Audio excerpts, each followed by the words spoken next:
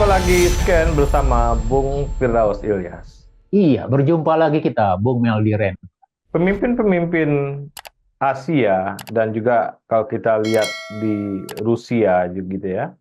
Jadi ada proses-proses ketika dia telah tidak berkuasa lagi, pengaruhnya masih ada, Bung Firdaus. Nah, pengaruh itu dibangun bisa dari karismanya, juga bisa dibangun dari institusi yang politik yang dia buat gitu ya. Putin tuh karismanya karena dia adalah seorang intelijen dan di kelompok-kelompok intelijen dia sangat dihormati. Lee Kuan Yew juga punya pengaruh gitu ya karena dialah yang memberikan roh atau bagaimana Singapura seperti sekarang itu berkembang. Mahathir Muhammad juga punya pengaruh karena dialah yang melindungi kaum-kaum Melayu, Bung Firdaus, pribumi ya. Nah, saya kira ini Jokowi juga harus pertama dia membangun citranya apa gitu ya. Tentunya citra yang paling kuat dari Jokowi adalah infrastruktur, bahwa dialah orang yang membangun jalan tol terbanyak di Indonesia. Tentunya dia harus menambahkan lagi senjata dia adalah membangun organisasi partai politik apapun atau biasanya modelnya seperti SBY gitu ya, dia ormas dulu atau modal-modal dari Surya Paloh ormas dulu nanti gasa-gasa partai politik Bung Firdaus. Ya. Nah, sebenarnya ormasnya udah ada ya, bukan ormas sebenarnya, relawan-relawannya ada. Saya kira nih relawan ini bisa melakukan kongres untuk membuat partai politik baru di Indonesia ya. Karena banyak sekali partai-partai politik di Indonesia itu ya kecil-kecil gitu, tapi tidak punya akar di masyarakat. Saya kira Jokowi ini kan punya akar di masyarakat, sehingga dia masuk akal untuk bikin partai baru yang saya kira akan punya pengaruh di tingkat masyarakat, Bung Firdaus. Iya, Bung Meldi. Kalau kita bicara skenario pasca lengser dari presiden nanti, kira-kira apa yang akan dilakukan oleh Pak Jokowi? Kekuatan apa? Apakah nanti berkiprah atau tidak? Tetapi kalau kita lihat dari sisi misalnya achievement yang dia dapat selama ini, gitu ya, apa baik dari kelompok-kelompok relawan atau image dia, begitu ya. Sebenarnya ini akan menjadi pertaruhan Pak Jokowi. Paling tidak dalam sisi legacy dari sisi pembangunan. Kira-kira apakah nanti akan berjalan secara baik atau tidak, begitu ya?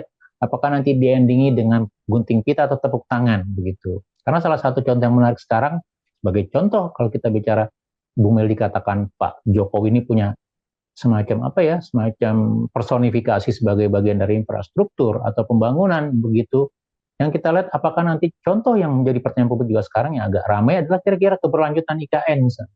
Nah, IKN juga bagian dari pembangunan infrastruktur besar gitu ya. Dan itu merupakan salah satu hal yang dicurahkan oleh Jokowi begitu besar tenaga dan energinya, termasuk bagian dari pembeda di dalam kampanye sebelumnya, begitu Bu Meli. Jadi keberlanjutan apakah IKN nanti mangkrak atau tidak akan menjadi suatu bagian dari penutup dalam citra diri seorang Pak Jokowi begitu. Nah, yang kedua kalau kita lihat gitu ya, yang sudah berhasil dibangun oleh Pak Jokowi dalam 2 periode kepemimpinannya begitu, paling tidak dalam sisi relawan atau kelompok-kelompok pendukung fansnya Pak Jokowi. Ada beberapa organ pendukung partai, sorry, bukan partai, artinya kelompok-kelompok pendukung Pak Jokowi begitu ya. Apakah ini akan dioptimalkan atau tidak begitu? Dan kalau kita lihat dari histori politik atau mantan-mantan pemimpin atau politisi misalnya, ada dua hal yang bisa mereka, dua modal dasar paling tidak gitu dalam konteks pembangunan partai politik, gitu, membangun ormas atau partai politik. Satu, modal kapital yang kuat begitu. Nah ini kita lihat dalam beberapa misalnya, entah itu misalnya, ya kita ambil contoh misalnya Nasdem atau Perindo ya, gitu, yang dibangun dengan kapital dan sisi kampanye yang kuat gitu. Akhirnya menjadi partai politik juga begitu. Tapi di sisi lain juga ada bicara, maksudnya yang kedua yang dibutuhkan adalah citra atau pengalaman gitu ya, atau image sebelumnya gitu. Dan ini yang dibangun oleh Partai Demokrat gitu. Nah, Pak Jokowi nampaknya mungkin memiliki gitu ya, semacam citra atau fans dalam 10 tahun kepemimpinannya begitu ya. Sehingga itu bisa menjadi modalitas dalam membangun, membentuk lebih lanjut apakah itu ormas atau partai politik begitu. Sehingga tidak perlu dibutuhkan apa namanya uang atau kampanye yang begitu besar, tapi bagaimana mengakumulasikan, mengorganisasikan ormas-ormas pendukung yang ada. Nah, dari pilihan-pilihan ini, kira-kira apa yang akan diambil oleh Pak Jokowi nanti? Gitu. Karena sekali lagi, requirement atau permintaan gitu ya, jadi semacam permintaan dari ormas grassrootsnya sudah mulai muncul satu dua Bu Meldi, yang meminta misalnya, Pak Jokowi nanti harus ada pos politiknya. pos politiknya apakah ketum dari partai yang sudah ada gitu ya, diadopsi menjadi di mana Pak Jokowi menjadi ketuanya di sana gitu, atau bagaimana Pak Jokowi membuat kendaraan sendiri, membuat partai politik begitu. Dan saya pikir ini akan jadi pertimbangan mendasar Pak Jokowi. Walaupun sekali lagi Pak Jokowi mengatakan akan kembali ke Solo, beristirahat di Solo begitu ya. Tapi kalau misalnya dari sisi kekuasaan politik gitu ya, bagaimana nanti menjamin ide keberlanjutannya? Siapa akan menjamin ide keberlanjutannya? Dan saya yakin ini menjadi pertimbangan besar seorang Jokowi untuk punya kendaraan politik atau organisasi politik, Bung. Iya, kalau kita melihat sejarah politik atau fenomena politik Indonesia ya, ketika orang politik ya awalnya dia bukan orang politik, dia masuk gelanggang menjadi orang politik, Bung Firdaus, itu susah keluar tuh Bung Firdaus, harus ikut terus ya. Jadi kayak orang naik sepeda, ketika kayuhan pertama, dia harus tetap mengayuh ya. Kalau enggak, dia sepedanya jatuh gitu. Nah, dalam politik nih bagaimanapun, ketika Pak Jokowi 2 kali jadi presiden, power tetap harus dijaga sampai dia ya 10 tahun, 20 tahun ke depan, Bung Firdaus, ya. Anggap 15 tahun ke depan. Sebenarnya Pak Jokowi punya karakter seperti itu, dia menaruh anak-anaknya di sumbu-sumbu kekuasaan ya. Ada karakter itu. Nah, secara de facto sebenarnya kan pendukung Pak Jokowi ini banyak ya di masyarakat. Nah, de jure-nya belum ada, organisasinya belum ada. Ini yang saya kira Pak Jokowi mengarahkan ke situ gitu ya. Karena bagaimanapun seandainya Pak Jokowi punya power di politik di Indonesia, ini juga keuntungan Bung Firdaus ya. Sekurang-kurangnya kita punya etalase atau punya banyak pilihan ya di Indonesia. Figur-figur yang begitu banyak ini kan sebenarnya kekayaan politik kita juga. Semakin banyak aktor-aktor politik ini kan penting juga. Mereka saling kritik, saling mengeluarkan ide, saling macam-macam ya. Sehingga demokrasinya makin baik gitu ya. Dan saya kira Pak Jokowi ini setelah presiden, selesai presiden, hukum besi dari politik tuh kita nggak bisa keluar Bung Firdaus. Kita tetap terjerat dalam irama politik yang ada. Iya, betul. Jadi kalau kita lihat satu misalnya bagian dari apa yang sudah mengalir di dalam darah politik dalam kesehariannya, begitu ya. Bagian dari sesuatu yang sudah dimulai, begitu artinya harus dilanjutkan. Tapi di sisi lain saya juga melihat kalau kita belajar atau berkaca dari pengalaman pemimpin sebelumnya, Bu Meldi, begitu ya. Mulai dari mungkin dari eranya Pak Harto, kemudian berikutnya, terutama misalnya yang kita bisa lihat ya eranya Pak SBY, begitu ya. Kemudian artinya apa? Ada satu gitu ya, dan terlebih lagi untuk misalnya untuk apa namanya sebagai seorang orang tua di sana begitu ya, Pak Jokowi juga mungkin punya nanti semacam obligasi bagaimana menjamin keberlanjutan dari karir politik anak-anak.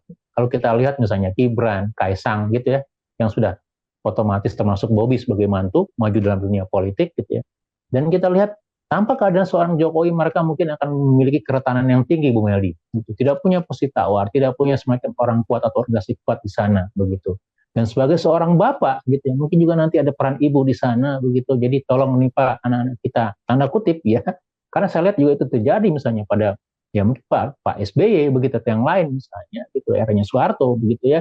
Jadi itu juga mungkin yang jadi pendorong, gitu ya, mau tidak mau menjadi stimulan di dalam oke, kita akan buat kendaraan politik, kita akan buat organisasi politik gitu sebagai bagian dari memberikan garansi gitu ya, bagian dari semacam apa saving house buat keluarga kita atau politik kita, dinasti kita begitu ya. Tetapi juga dalam konteks yang lebih besar misalnya bagian dari menjaga ide-ide yang kita pahami, yang kita ya bagian dari mengakomodir grassroots atau kelompok-kelompok pendukung Bu Meldi gitu. Dan di dalam konteks demokrasi memang ini bagian dari satu keberagaman, bagian dari etalase pilihan-pilihan itu. Begitu. Artinya makin banyak pilihan yang bisa didapat oleh publik begitu ya. Dan di sisi lain saya pikir juga ini semacam apa ya? Ya kalau kita bicara ambisi begitu kan kekuasaan itu punya siklus ya. Jadi kalau kita kan memang dinasti terjadi berkali tanda kutip ya, rezim atau apa namanya kelompok penguasa itu kan muncul lagi dalam satu generasi berikutnya begitu. Karena apa begitu, karena mereka sudah punya pengalaman, punya terah politik dan seterusnya begitu, dan nampaknya itu juga mungkin yang akan dijaga juga oleh keluarga Jokowi.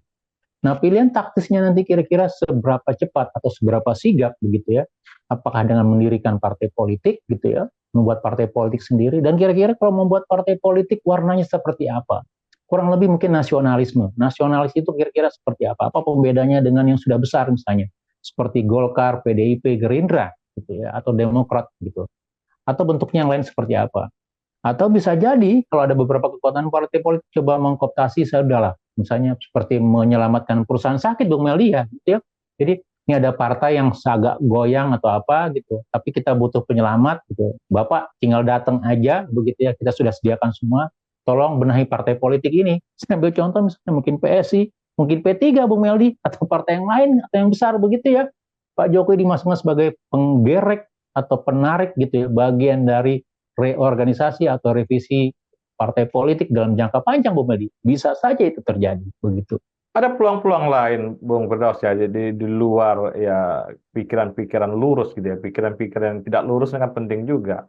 Saya kira kalau Pak Jokowi berkenan gitu ya, dia punya boleh nggak Pak Jokowi itu maju jadi gubernur Jawa Tengah, Bung Firdaus? Ini kan pensiunan ini Boleh saja, tidak ada batasannya begitu. dia maju aja di gubernur Jawa Tengah gitu ya, sambil melakukan konsolidasi untuk mengarah ke partai politik. Karena kan kalau gelanggang kosong ini kan kadang-kadang untuk apa membangun sebuah entitas politik, organisasi politik, ketika gelanggang kosong dengan perjalanan waktu ya. Karena gelanggang ini kan bagian dari citra ya. Kalau ini iklan kan sebenarnya ada branding di situ, ada advertising di situ. Sehingga kita harus dikelanggang gitu kan. Saya kira kalau pilihan-pilihan Pak Jokowi maju di gubernur Jawa Tengah ya, setelah dia pensiun dari presiden 2 periode, ini adalah bentuk-bentuk menarik ya. Ini adalah terobosan baru di politik. Ada orang yang selesai jadi presiden, dia maju di gubernur, dan saya kira ini tentunya menarik dan bikin masyarakat juga bergairah di politik. Iya, Bung Meldi, menarik ya. Walaupun dari sisi misalnya regulasi diperbolehkan, karena Pak Jokowi baru sekali jadi gubernur, begitu ya, satu periode gitu. Tetapi dari sisi waktu mungkin tidak. Mungkin bukan untuk periode sekarang, tapi 5 tahun lagi, begitu ya, gitu. Karena kan apa? Karena kan harus ada pendaftaran dan itu bulan Agustus kalau tidak salah. Artinya kalau Pak Jokowi maju sebagai gubernur, maka dia harus mengundurkan diri sebagai presiden, gitu ya. Maju sebagai kandidat gubernur, begitu. Sementara masa jabatannya habis pada bulan Oktober, gitu. Tetapi ini sebagai sebuah ilustrasi, artinya tempat untuk mengabdi atau membangun citra atau menjaga keberlanjutan dari cita-cita politik memang harus ada untuk seorang calon ya, mantan pemimpin atau orang yang secara dari sisi energi atau kemampuan itu masih ada gitu ya, Bu Meldi, begitu ya. Dan saya tidak tahu gitu. Artinya gitu ya, apakah nanti juga slot-slot politik yang ada, slot-slot kemungkinan untuk tempat untuk mengabdi begitu. Karena kalau kita bicara misalnya hanya sebagai bagian dari presidensial club atau dalam pertimbangan presiden, terlalu kecil untuk seorang Jokowi gitu ya, yang punya namanya apa namanya approval rating tinggi begitu ya, kecintaan publik tanda kutip ya, begitu banyak di sana begitu. Artinya apa? Karena ini harus dijaga kontinuitasnya, keberlanjutannya. Kalau itu dilepaskan dalam satu periode misalnya, bisa saja akan hilang. Jadi saya pikir dalam pertimbangan politik, kemudian melihat kemungkinan-kemungkinan, kemudian apa yang bisa direncanakan ke depan, begitu ya. Jadi kalau di plotting misalnya 2 periode atau 10 atau 15 tahun atau 20 tahun ke depan, begitu ya. Kan kalau kita lihat artinya 20 tahun ke depan anak-anak Jokowi umurnya masih 50-an, masih sangat segar-segernya tanda kutip. Kalau memang ingin dilanjutkan sebagai sebuah keberlanjutan keluarga politik di sana, begitu. Artinya apa? Harus ada seorang yang dianggap sebagai senior, sebagai yang sudah punya pengalaman gitu ya, disegani dalam gelanggang nasional, yang membukakan petnya, membukakan jalannya, begitu, membangun apa namanya kisi-kisi atau frame politiknya gitu. Dan saya pikir ini pasti akan jadi pertimbangan Pak Jokowi atau keluarga Pak Jokowi atau pengusung politik Pak Jokowi. Kira-kira mau kemana nanti gitu ya? Apakah cukup kembali? Saya pikir terlalu tipis. Tapi ya sekali lagi godaan ini akan menunggu di depan begitu dan harus dijawab begitu, karena sebagian orang juga bertanya-tanya kira-kira mau kemana nanti pasca sudah tidak di istana Pak gitu, apakah akan menjadi orang biasa atau tetap berkiprah dalam dunia politik, Bu Meldi. Terima kasih Bung Firdaus. Iya, sama-sama Bu Meldi, terima kasih banyak. Salam Indonesia bersih. Salam Indonesia bersih.